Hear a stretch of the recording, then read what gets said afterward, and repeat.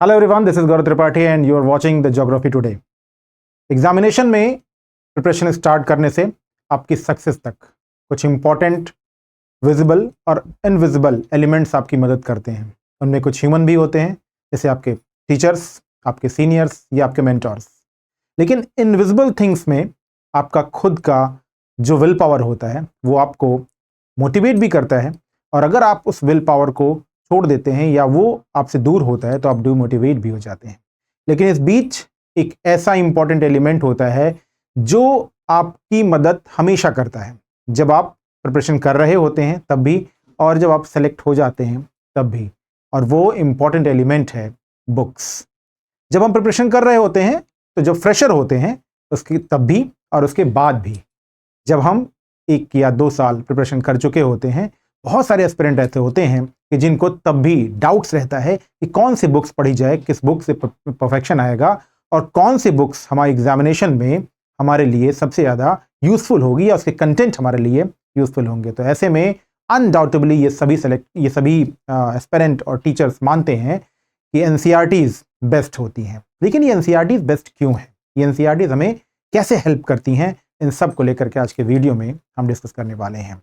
NCERTs कौन से subject की पढ़नी चाहिए, किस पेपर के लिए पढ़नी चाहिए, इसमें हम ज्योग्राफी के सब्जेक्ट के लिए डिस्कस करेंगे। और जो टॉपिक होगा वो होगा why we learn NCERT in geography, how NCERT helps in our preparation for prelims, for mains and interview, all 3 stages. And after the interviews और इंटरव्यू के बाद जब आप सेलेक्ट हो जाते हैं तो आपकी जो एक कनेक्टिविटी रहती है, उस कनेक्टिविटी को बनाने में भी, यानी सोशल कनेक्टिविटी को बनाने में भी एनसीईआरटीज के जो कॉन्सेप्ट्स होते हैं वो आपकी मदद करते हैं।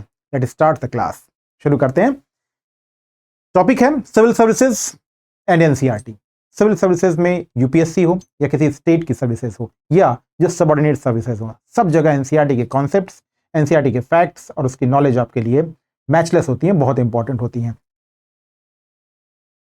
टॉपिक्स आपके सामने हैं जो मैंने प्रिपेयर किए हैं आपके लिए, और उसमें जो बोल्ड पॉइंट्स हैं मैंने नोट कर दिए हैं।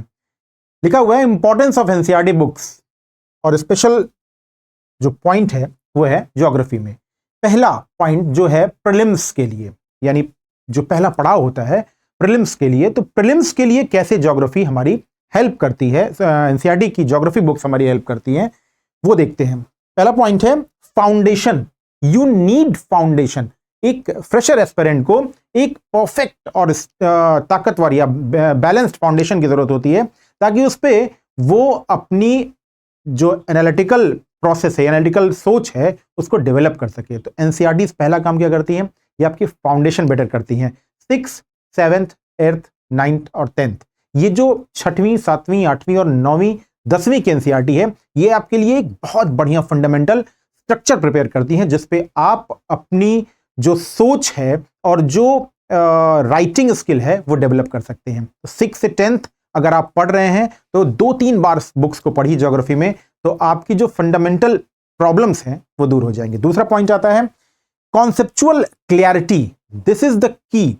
ये सबसे इंपॉर्टेंट पॉइंट होता है कि आपके कॉन्सेप्ट क्लियर कितने हैं, क्योंकि एग्जामिनेशन में जो जनरल क्वेश्चंस होते हैं या इजी क्वेश्चन होते हैं वो तो सभी सही करते हैं, लेकिन जब आप एक टफ क्वेश्चन, यानी जब असर्शन रीजन के क्वेश्चन सही करते हैं या कॉम्प्लेक्स मैच वर्ड से क्वेश्चन सही करते हैं, तब जाके आप दूसरों से एक स्टेप अहेड होते हैं, यानी एवरेज से एक स्टेप अहेड होते हैं। और आपको अगर कंपटीशन में दूसरों को बीट करना है, मेरिट में टॉप पे रहना है, तो आपको कॉन्सेप्चुअल क्लैरिटी होना बहुत जरूरी है। तो दूसरा स्टेप एनसीईआरटी प्रीलिम्स में क्या है कि जो कॉन्सेप्चुअल क्वेश्चन आते हैं वो भी आप सही करते हैं। Third step is factual information. आप ये जानते हैं कि जो इजी क्वेश्चंस होते हैं या मल्टीपल स्टेटमेंट क्वेश्चन होते हैं या डुअल स्टेटमेंट क्वेश्चन होते हैं, वो किस पे बेस्ड होते हैं, वो आपके फैक्ट्स पे बेस्ड होते हैं। और एनसीईआरटीज के फैक्ट्स ऑथेंटिक होते हैं। जो स्टेट प्रोविंशियल सर्विसेज के एग्जामिनेशंस होते हैं उसमें एनसीईआरटी के फैक्ट्स को जब आप क्वेरीज में लगाते हैं तभी वो एक्सेप्ट होते हैं। तो that's why NCERT is the source of factual knowledge also for the prelims examination. And the fourth and last is direct questions. सीधा क्वेश्चंस एनसीईआरटी से ही, वही कॉलम उठा करके, वही पैराग्राफ उठा करके, वही फैक्ट या वही कॉन्सेप्ट उठा करके यूपीएससी प्रीलिम्स, पीसीएस प्रीलिम्स जो स्टेट्स के होते हैं या सबऑर्डिनेट एग्जामिनेशन के प्रीलिम्स में एकदम वही क्वेश्चन, वही फैक्ट और कॉन्सेप्ट एग्जामिनेशन में आता है। कई बार तो ऐसा होता है कि जो एनसीईआरटीज के चैप्टर्स के बाद क्वेश्चंस रहते हैं, एमसीक्यूज रहते हैं, वो सीधे सीधे आपके प्रीलिम्स एग्जामिनेशंस में आ जाते हैं। तो during the prelims examination the NCERT helps you for making foundation and the conceptual clarity, and third is the factual information you want to need for the prelims examination for the easy questions, आसान question के लिए बहुत important है। and the fourth is direct questions। अगर आपको examination में 5-6 direct question मिल जाते हैं तो वो क्या करते हैं, आपका टाइम भी बचाते हैं और आपका कॉन्फिडेंस भी बिल्डअप करते हैं। तो फॉर प्रीलिम्स ज्योग्राफी सब्जेक्ट के लिए एनसीईआरटी आपकी ऐसे हेल्प करती है। दूसरा स्टेप में आते हैं। दूसरा स्टेप है importance of NCERT books geography for mains. For mains अब इंपॉर्टेंट क्या हुआ कि मेंस में कैसे इंपॉर्टेंट है। प्रीलिम्स में तो समझ में आता है, लेकिन क्या मेंस में भी ज्योग्राफी बुक्स उतनी ही इंपॉर्टेंट है? अभी मैं सभी बुक्स को अलग अलग बताऊंगा। अभी मेंस में क्या है, conceptual clarity to conceptual depth. NCERT क्या करती हैं, आपको कॉन्सेप्चुअल क्लैरिटी 10th तक पढ़ा, आप कॉन्सेप्चुअल क्लैरिटी में है, लेकिन जब 11th और 12th की बुक पढ़ेंगे आप तो आप कॉन्सेप्चुअल डेप्थ में आते हैं। और जो टफेस्ट क्वेश्चन या जो इंटर रिलेटेड क्वेश्चंस होते हैं, वो इंटर रिलेट करने वाले क्वेश्चंस आप इजीली सॉल्व कर पाते हैं। तो 11th और 12th की जो बुक आती है ज्योग्राफी की, जब आप वो पढ़ेंगे तो कॉन्सेप्चुअल डेप्थ में जाएंगे और मेंस एग्जामिनेशन में जो कनेक्ट करके क्वेश्चन पूछे जाते हैं दो अलग अलग टॉपिक से, वो बहुत आसानी से सॉल्व कर ले जाएंगे। तो पहला, दूसरा मेंस में क्या है important, conceptual depth it provided by the books of 11th and 12th. Second, terminologies and the diagrams. NCERT's की बुक्स आपने देखी होंगी, तो जब 11th और 12th में जाएंगे तो आपको क्या मिलेगा, टर्म्स मींस जैसे ज्योग्राफी में एक टर्म आता है बादल का फटना, हिंदी में कहते हैं, और क्लाउड ब्रस्ट कहते हैं इंग्लिश में। ऐसे ही मोरेन्स इंग्लिश में कहते हैं, हिमोड कहते हैं हिंदी में। ऐसे भी अलूवियल यानी जलोढ़। तो ये जो टर्म्स हैं वो टर्म्स कहां से मिलते हैं, आपको ज्योग्राफी से मिलते हैं और ज्योग्राफी की एनसीईआरटी बुक से मिलते हैं। एग्जामिनेशन जब मेंस में आप लिखेंगे तो आप वहां पे नदी का जमाव से ज्यादा अच्छा होगा कि आप क्या लिखेंगे, नदी का जलोढ़। तो जलोढ़ वर्ड यूज करते ही आप दूसरे एस्पिरेंट से क्या होंगे, एक स्टेप अहेड होंगे। और जो एग्जामिनर कॉपी चेक कर रहा होगा उसे भी लग रहा होगा कि आपको सब्जेक्ट की टर्म्स की भी नॉलेज है, तो आपकी कॉपी दूसरे की कॉपी से थोड़ी सी अलग दिखने लगेगी। और गोल क्या होता है मेंस में गोल तो यही है कि दूसरे की कॉपी से हमारी कॉपी ग्लिटर करनी चाहिए, चमकनी चाहिए। तो टर्म्स पे आपके कमांड बनते हैं और टर्म्स के कमांड बनने के साथ ही आपकी कॉपी दूसरे से बेटर हो जाती है। Fourth is broad coverage. NCERT क्या करती है, एनसीईआरटीज जो 11th और 12th की है ना, वो बहुत ब्रॉड कवरेज देती हैं। इवन 9th और 10th की एनसीईआरटी जब आप पढ़ेंगे ज्योग्राफी में तो आप देखेंगे कि जो इंडियन क्लाइमेट का सेक्शन है ना, ऐसे कुछ पेजेस में ही इंडियन क्लाइमेट के सेक्शन में सब कुछ दिया हुआ है। इट मींस सीजन दिए हुए हैं, सीजनल डाइवर्सिटी दी हुई है, the humidity and the temperature diversity in India वो भी दिया हुआ है। उसी में मॉनसून के जो कॉन्सेप्ट्स हैं वो भी दिए हुए हैं। मॉनसून के लिए रिस्पॉन्सिबल जो ग्लोबल एक्टिविटीज हैं, ग्लोबल फेनोमेनाज हैं, वो भी दिया हुआ है। एलिनो लानिनो भी दिया हुआ है और जो कॉन्सेप्ट्स और थ्योरीज हैं विद्वानों की वो भी दिया हुआ है। तो इट मींस कि कम पेजेस में आपको ब्रॉड कवरेज मिलती है। तो जो भी कनेक्टिव क्वेश्चंस आते हैं मेंस में, एक ही सब टॉपिक को दो अलग अलग पार्ट्स में डिवाइड करके क्वेश्चन पूछा जाता है, वो भी आप इजीली सॉल्व कर सकते हैं। जैसे इंडियन मॉनसून से क्वेश्चन आ जाए कि भारतीय मॉनसून दक्षिणी पूर्वी व्यापारिक पवनों का विस्तृत रूप है, एक ये क्वेश्चन हुआ। और फिर ग्लोबल लेवल पर यानी पूरी पृथ्वी के लेवल पर भारतीय मॉनसून को प्रभावित करने वाले कारकों को चिन्हित करें।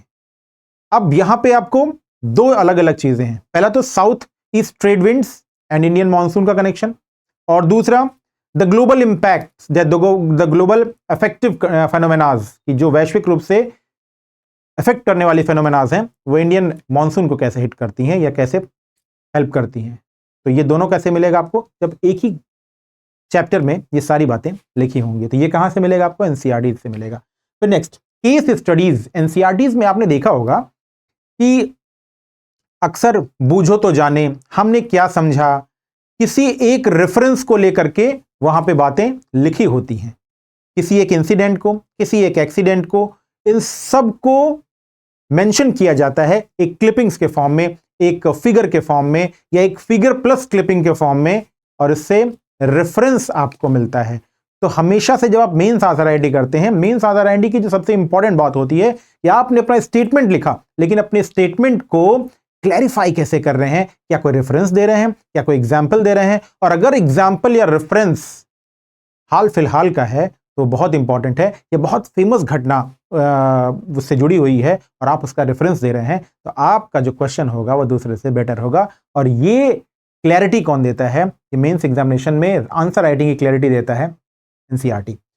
तो case study, broad coverage, terminologies and depth. अब आपने मेंस एग्जामिनेशन बहुत अच्छे से दिया और मेंस एग्जामिनेशन के बाद आपका आता है इंटरव्यूज का सेक्शन।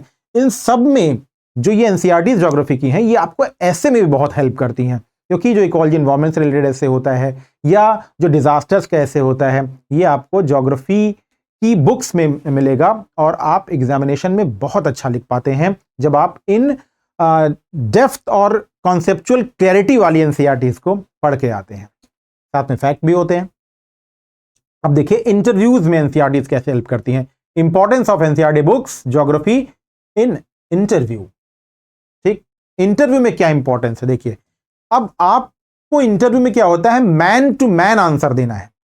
इंटरव्यू में क्या करना है? मैन टू मैन आंसर देना है, यानी आपसे क्वेश्चन पूछे जाएंगे और आपको आंसर देना होगा। ऐसे में क्या करेंगे आप कि आपको जब तक कोर नॉलेज नहीं होगी, हर एक पॉइंट की एकदम क्लियर डेप्थफुल कॉन्सेप्ट जब आपका क्लियर होगा, तो आपका जो नॉलेज होगा वो क्या होगा?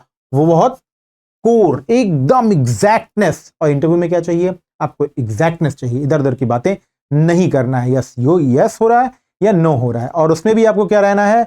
आपको पूरी तरीके से फर्म रहना है, दृढ़ रहना है। दूसरा इंपॉर्टेंट बात कि बैलेंस्ड अप्रोच। एनसीईआरटी क्या करती है? एनसीईआरटी हमेशा आपको बैलेंस्ड अप्रोच बताती है। इट मींस द रियलिटी, जो वास्तविकता होती है, जो रिसर्च डेटा होता है, और जो कहीं पे भी किसी फॉरेन या किसी इंडियन, किसी विदेशी या किसी भारतीय जो इंस्टीट्यूट्स होते हैं, उन इंस्टीट्यूट्स का जो डेटा रिलीज होता है, उन इंस्टीट्यूट का जो कॉन्सेप्ट और फैक्ट रिलीज होता है, वो एनसीईआरटी में दिया रहता है। इसीलिए एनसीईआरटीज दूसरी किसी बुक से ज्यादा स्पेशल हैं और वो आपको एक बैलेंस अप्रोच देता है किसी भी टॉपिक को समझने में। क्योंकि आपने देखा होगा लास्ट में दिया रहता है हमने क्या सीखा।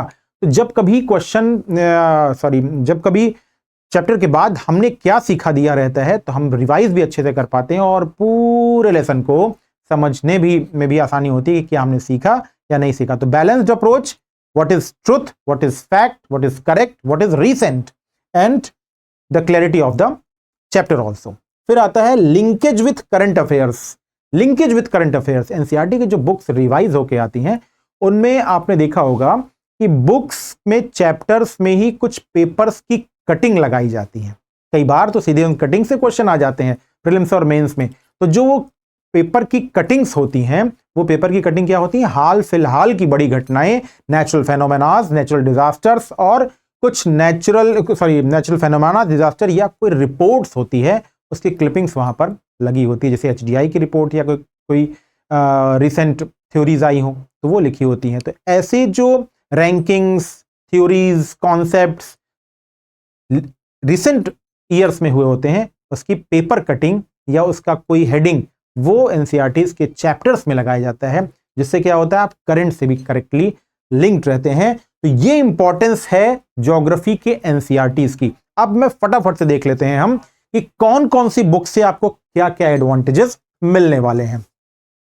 अब देखिए, what to learn from NCERT. NCERT से हमें क्या लर्न करना है? पहला चैप्टर देखिए खुला हुआ है, ये 6th की बुक है। ये क्या है? ये 6th की बुक है, ध्यान दीजिए। पृथ्वी हमारा आवास, और जो 6th की बुक है पृथ्वी हमारा आवास, ये क्यों इंपॉर्टेंट है? ये बेसिक, मैंने अभी बात की थी ना कि जो बेसिक्स हैं, जो फंडामेंटल्स हैं, वो किससे प्रिपेयर होगा? तो पृथ्वी हमारा आवास। और क्या क्या है इस पृथ्वी हमारा आवास में, वो देखिए नीचे यहां पे आपको इंडेक्सिंग होगी। The earth in the solar system. तो जब सोलर सिस्टम के बेसिक क्वेश्चन होंगे, आप देखेंगे यूपीएससी प्रीलिम्स में क्वेश्चन पूछा हुआ है पोल स्टार से, यूपीएससी में ये क्वेश्चन पूछा हुआ है जो नक्षत्र मंडल है उससे पूछा हुआ है, ऊर्जा मेजर, ऊर्जा माइनर से, ये सब आपको बेसिकली कहां दिया हुआ है, 6 के बुक में दिया हुआ है। इसके अलावा major dominance of the earth, यानी जो लैंड फॉर्म्स हैं, मेजर कॉन्टिनेंट, ओशंस, कभी कभी बहुत आसान से क्वेश्चन पूछ लिए जाते हैं कि ओशंस के सीक्वेंस को क्वेश्चन पूछ लिया, खासकर स्टेट जो सर्विसेज होती हैं उसमें इस सब चैप्टर्स के इजी क्वेश्चन, क्लाइमेट, इंडिया में climate, vegetation and wild life के बहुत सारे प्रीलिम्स के क्वेश्चन इस 6 की किताब से ही बने हैं और यूपीएससी के लिए तो काफी समय से ये किताब बहुत इंपॉर्टेंट रही है, प्रीलिम्स में क्वेश्चन बहुत पूछे जाते हैं। तो 6 की जो बुक है आवर हैबिटाट, ये बहुत इंपॉर्टेंट है। इसका chapter number 1 longitude latitude, concepts को समझने के लिए longitude latitude motions of the अर्थ, ये चैप्टर नंबर 2 और 3 बहुत इंपॉर्टेंट है। मैप्स स्टडी के लिए अक्सर हम एटलस स्टडी करते हैं, मैंने दूसरे वीडियो में आपको हाउ टू रीड एटलस के बारे में बताऊंगा, लेकिन अगर 6 के एनसीईआरटीज में आप चैप्टर नंबर 4 जरूर पढ़ते हैं तो आपको एटलस को प्रिपेयर करने में बहुत आसानी होगी।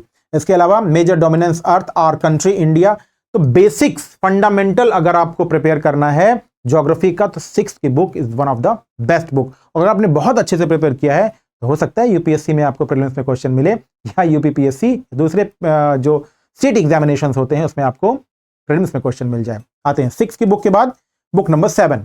अब ये 7 की बुक है what to learn from NCERT class 7th। अब ये देखिए आर एनवायरमेंट 7th की NCERT is very useful for ecology and environment, यानी पर्यावरण और पारिस्थितिकी के लिए बहुत इंपॉर्टेंट है। बहुत शानदार ढंग से इस किताब को लिखा गया है जिसमें इकोलॉजी इन्वायरमेंट, तो जिसको कभी फंडामेंटल्स ऑफ इकोलॉजी इन्वायरमेंट समझना हो वो 6 की किताब ये बहुत बार पढ़े। जितना ही बार आप पढ़ेंगे उतना ही आसानी से आपको किताबें क्लियर होंगी। याद दीजिए, याद करिए, एनसीईआरटी को कभी झटके में मत पढ़िए, ईजी पढ़िए, बहुत आसानी से पढ़िए, रुक के पढ़िए, क्योंकि हर एक लाइन और हर एक पैराग्राफ एनसीईआरटी में अपना एक कॉन्सेप्ट लेके आता है। तो 7 की एनसीईआरटी में पहला इंपॉर्टेंट पॉइंट है कि इकोलॉजी एनवायरमेंट का सेक्शन आपको बहुत अच्छा प्रिपेयर होगा। उसके बाद जो दूसरे चैप्टर्स आपको याद प्रिपेयर होंगे वो क्या है, वो है इनसाइड द अर्थ, यानी इंटीरियर ऑफ द अर्थ और changing of the earth. Interior of the earth और external powers of the earth, यानी अगर आपको पृथ्वी की आंतरिक संरचना पढ़ना है, इंटीरियर ऑफ द अर्थ, बहुत अच्छा लिखा हुआ है 7th की बुक में। इसके अलावा exogenetic forces, it means earthquakes and the volcanoes, तो अर्थक्वेक, वॉल्केनोज और वाटर, ग्लेशियर और विंड, इन तीनों ही एक्सोजेनिक फोर्सेस से जो बनने वाले बेसिक या मेजर लैंड फॉर्म्स हैं उन सब की फिगर के साथ और आसान लैंग्वेजेस में लिखा हुआ है ये 7th की एनसीईआरटी में। तो फंडामेंटल्स ऑफ फिजिकल ज्योग्राफी या इकोलॉजी एनवायरमेंट, वो दोनों ही बहुत अच्छा 7th की एनसीईआरटी में। और जो चैप्टर्स उसमें सबसे इंपॉर्टेंट है वो है natural, vegetation and wild life, air, water. तो एयर और वाटर यानी एटमॉस्फेयर का chapter number 1 composition and stratification of the atmosphere. इसके अलावा वाटर, अभी वाटर का जो इसमें है ना क्वेश्चन, उसमें डेटा दिया हुआ है वाटर का, वाटर के uses, problems of fresh waters, ये सब, वाटर क्राइसिस, ये इसमें टॉपिक्स हैं। तो जब एग्जामिनेशन में आप आते हैं तो वो जो डेटा होता है ना, वो डेटा आपके लिए बहुत हेल्पफुल होता है। और बेसिक पॉइंट्स एग्जामिनेशन में क्या होता है, 8 नंबर का 10 नंबर का क्वेश्चन है तो 5-6 बेसिक पॉइंट्स आपके पास होने चाहिए। ऐसे बेसिक पॉइंट्स आपको इस 7th की बुक से जरूर मिलते हैं। इसके अलावा human geography, human ecology, settlement, life in desert, अब 3 अलग अलग ट्रॉपिक लेवल्स का मैप के साथ क्लियरिटी अगर कहीं होती है तो एनसीईआरटी की 7th की बुक से होती है। जैसे human environment, settlement, transport and communication. अब मानव का, पर्यावरण का एक जो इंटरलेशन है और उसका घर यानी आवास, और घर और आवास के बाद ट्रांसपोर्ट एंड कम्युनिकेशन। अभी यूपीएससी 2024 में क्वेश्चन सेम जो क्वेश्चन आया हुआ है ट्रांसपोर्टेशन और माइग्रेशन का, उसका बहुत सारा कंटेंट आपको इसी 7th की बुक से मिल जाएगा। फिर ऐसा human environment interaction, the tropic and the subtropical region. तो पहले में क्या कहा, ह्यूमन इन्वायरमेंट इंटरेक्शन, कॉन्टेक्स्ट क्या था, सेटलमेंट, घर कैसे बने हुए हैं, ह्यूमन इन्वायरमेंट से इंटरेक्ट करता है तो घर उसके कैसे बने हुए हैं। दूसरे में है कि human environment interaction tropical and सब ट्रॉपिकल, यानी उष्ण कटिबंध और उपोष्ण कटिबंध में कैसा ह्यूमन का नेचर के साथ इंटरेक्शन है और कैसे वो अपनी लाइफ वहां के लोग जी रहे हैं, वहां कुछ इंपॉर्टेंट ट्राइब्स और वहां उन ट्राइब्स का बेसिक नेचर। ये क्लास 7th की किताब में सोचिए। फिर लाइफ इन डेजर्ट, जब भी आप डेजर्ट पढ़ते हैं तो प्रीलिम्स का कॉन्सेप्ट बहुत इंपॉर्टेंट है कि डेजर्ट कहां फॉर्म होते हैं, कौन कौन से डेजर्ट कहां पे हैं, डेजर्ट की लाइफ क्या है और उसकी बेसिक कैरेक्टरिस्टिक्स क्या है। ऐसे क्वेश्चन जरूर आते हैं, मैप के साथ दिया हुआ है तो आपका मैप में भी कॉन्सेप्ट बहुत क्लियर होता है। इसके अलावा 7th के बाद 8वीं की एनसीईआरटी, 8वीं की एनसीईआरटी रिसोर्स के लिए बहुत इंपॉर्टेंट। मैं बार बार कहता हूं कि प्रीलिम्स और प्रीलिम्स के बाद मेंस में जो रीन्यूएबल एनर्जी सोर्सेस का क्वेश्चन आता है,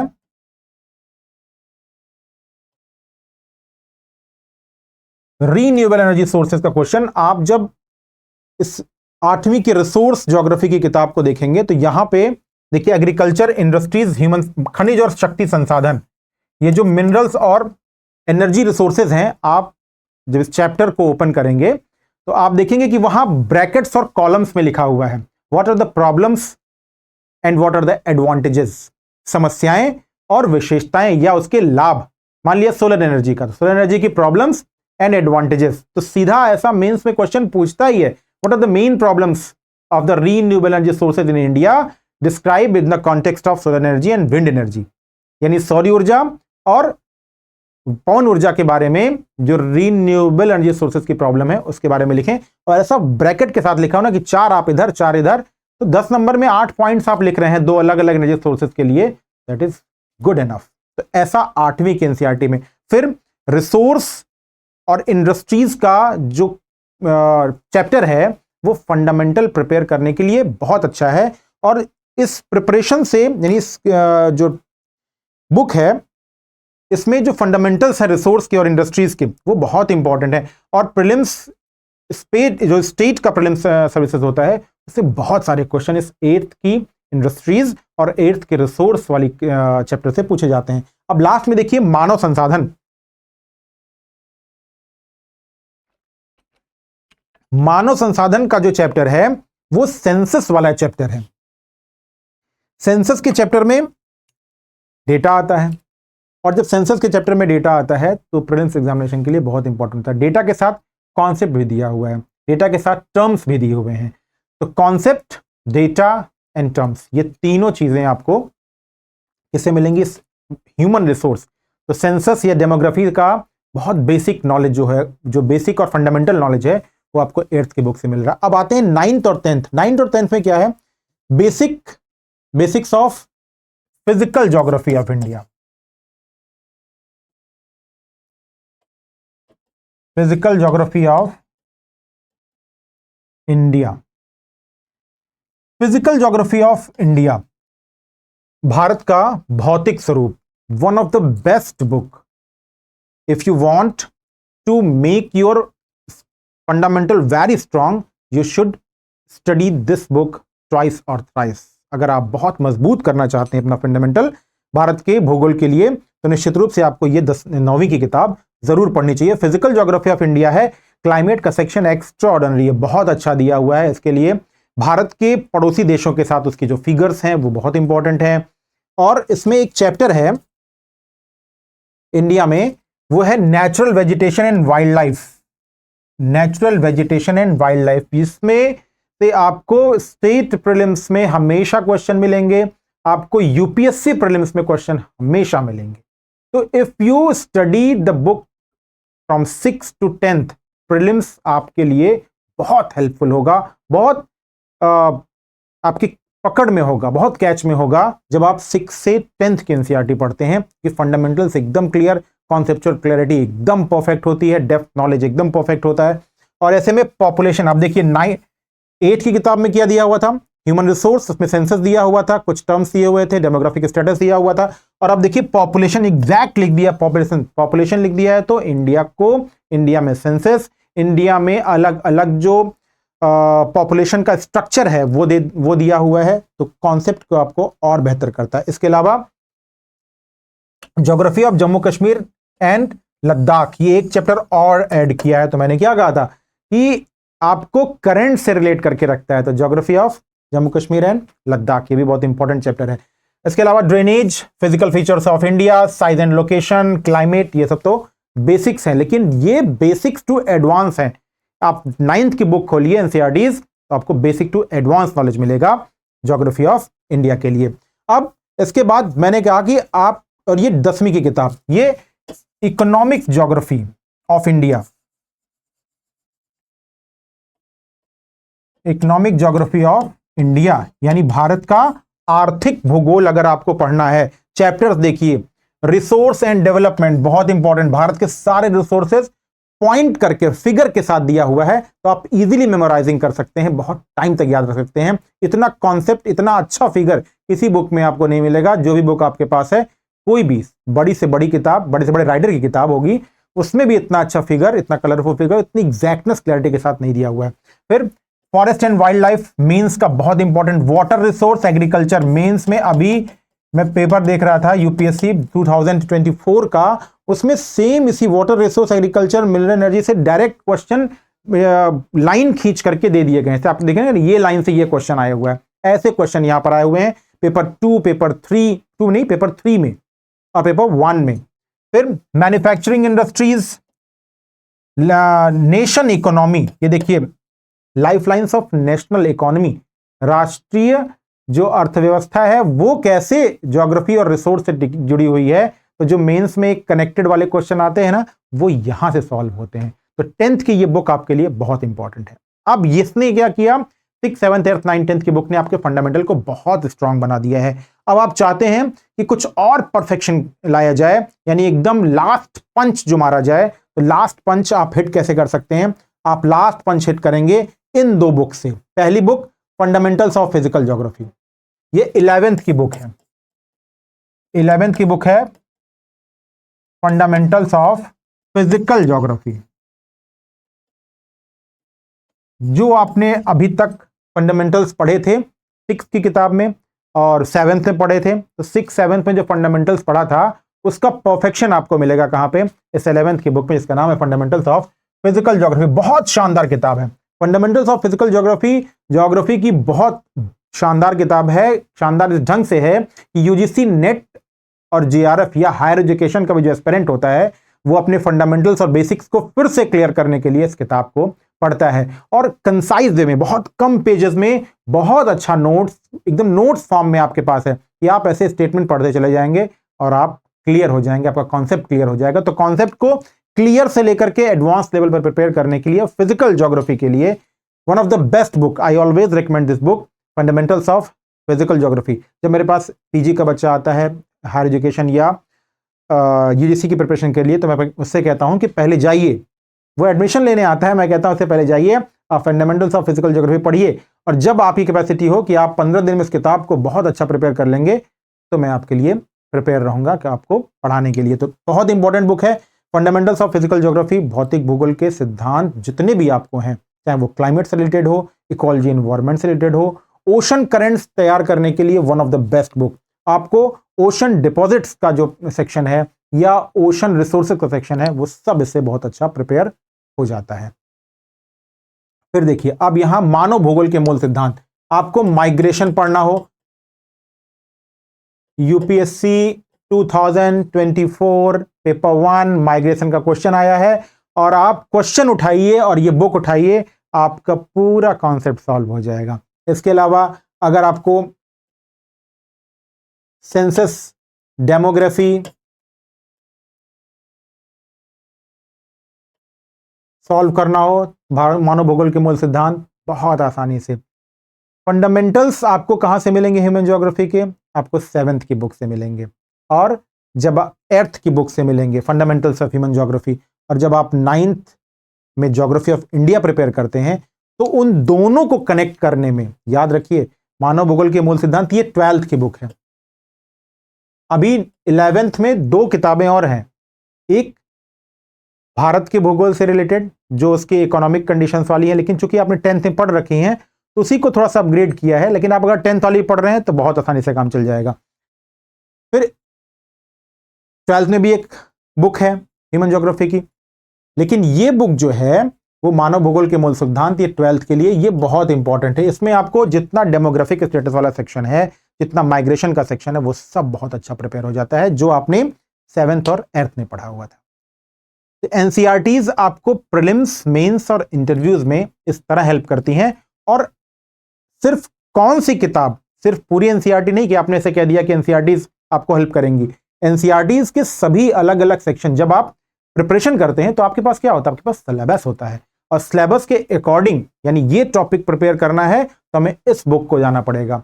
और अगर पहले आपके फंडामेंटल्स बहुत अच्छे नहीं है, आपके ह्यूमैनिटीज बैकग्राउंड नहीं है, तो you should learn from 6 to 10th। पहले आप 6 से 10वीं तक की बहुत अच्छी प्रिपेयर बुक पढ़िए, 1 से 2 बार पढ़िए, और जब आपको लगे कि फंडामेंटल सब प्रिपेयर हो गए हैं तो 11th 12th की बुक पढ़ के और प्रीलिम्स और मेंस के क्वेश्चन सॉल्व करके आप अपने आप को परफेक्ट बना सकते हैं। तो इस वीडियो में हमने डिस्कस किया कि एनसीईआरटीज आपको आपके प्रीलिम्स, मेंस और इंटरव्यू में कैसे हेल्प करते हैं, कौन से क्लास की एनसीईआरटी आपको किस लेवल पे और किस कोर में हेल्प कर सकती है प्रीलिम्स और मेंस और इंटरव्यूज में। That's all in this video. We will meet in the next video. Goodbye and take care.